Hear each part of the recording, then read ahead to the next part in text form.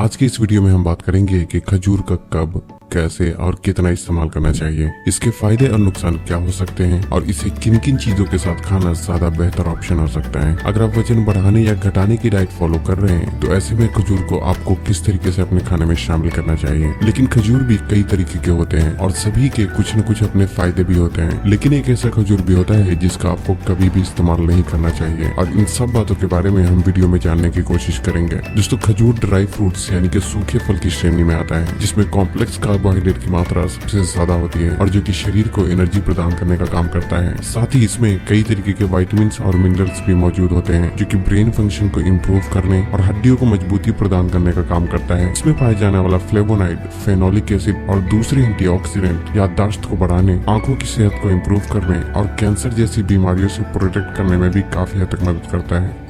इसका कब और कैसे इस्तेमाल करना चाहिए। वैसे तो खजूर का कभी भी इस्तेमाल किया जा सकता है, लेकिन पूरे दिन में 3 वक्त ऐसा होता है जब खजूर का इस्तेमाल करना ज्यादा बेहतर ऑप्शन हो सकता है। एक तो सुबह खाली पेट, दूसरा नाश्ते के बाद और दोपहर के खाने से पहले जो 11 से 12 बजे का वक्त होता है उस वक्त भी खजूर का इस्तेमाल किया जा सकता है, और तीसरा शाम के 4 से 5 बजे के वक्त भी भूख लगने पर खजूर को स्नैक्स के रूप में इस्तेमाल किया जा सकता है। इतना ही नहीं, अगर आप एक्सरसाइज करते हैं तो इसे प्री और पोस्ट वर्कआउट मील के रूप में एक बाइट यानी अंडे की सफेदी के साथ इस्तेमाल किया जा सकता है, क्योंकि इस तरह से खाने से शरीर को कार्बोहाइड्रेट और प्रोटीन दोनों मिल जाते हैं। इसके अलावा खजूर का चीनी की जगह भी इस्तेमाल किया जा सकता है, क्योंकि ये चीनी की तरह मीठा होने के साथ साथ सेहत के लिए भी बहुत ही फायदेमंद होता है। खजूर से बनी चीनी ऑनलाइन भी खरीदा जा सकता है, लेकिन उसकी क्वालिटी अक्सर ही अच्छी नहीं होती, इसलिए मैं रिकमेंड करना चाहूंगा कि आप इसे अपने घर पर ही बनाएं। इसके लिए बस आपको इतना करना है कि खजूर को अच्छी तरीके से धूप में सुखा लें और फिर मिक्सर में डालकर पीस लें, जिससे कि ये बारीक दाने में तब्दील हो जाएगा और फिर आप जहाँ चाहें इसे चीनी की जगह पर इस्तेमाल कर सकते हैं। यकीन माने, इसे आप जहाँ भी इस्तेमाल करेंगे ये उसके टेस्ट को काफी हद तक इम्प्रूव कर देगा। खजूर से बनी चीनी आप किस तरीके से बना सकते हैं उस बारे में आपको यूट्यूब पे भी बहुत सारी वीडियो मिल जाएगी।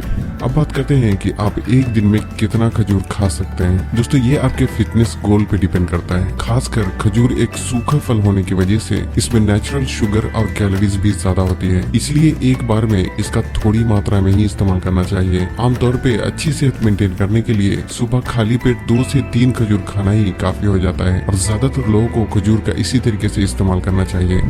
अब बात करते हैं कि अगर आप वजन बढ़ाने या घटाने की डाइट फॉलो कर रहे हैं तो ऐसे में खजूर को आपको किस तरीके से अपने खाने में शामिल करना चाहिए। खजूर हाई कैलोरी फूड होने की वजह से ये वजन घटाने में कोई खास रोल प्ले नहीं करता। हालांकि अगर आप वजन घटाने की डाइट फॉलो कर रहे हैं तब खजूर को एक हेल्दी फूड के तौर पर 2 से 4 पीस आप एक दिन में इस्तेमाल कर सकते हैं, लेकिन ज्यादा मात्रा में आपको इसका इस्तेमाल नहीं करना चाहिए, नहीं तो वजन घटने के बजाय बढ़ सकता है। लेकिन अगर आप हेवी वर्कआउट करते हैं और वजन बढ़ाना चाहते हैं तो 5 से 6 खजूर का किसी प्रोटीन फूड के साथ दोपहर और शाम के वक्त खाए जाने वाले हल्के नाश्ते के रूप में भी इस्तेमाल किया जा सकता है। हालांकि वजन का बढ़ना और घटना दोनों ही पूरे दिन खाए जाने वाले खाने पे ज्यादा डिपेंड करता है।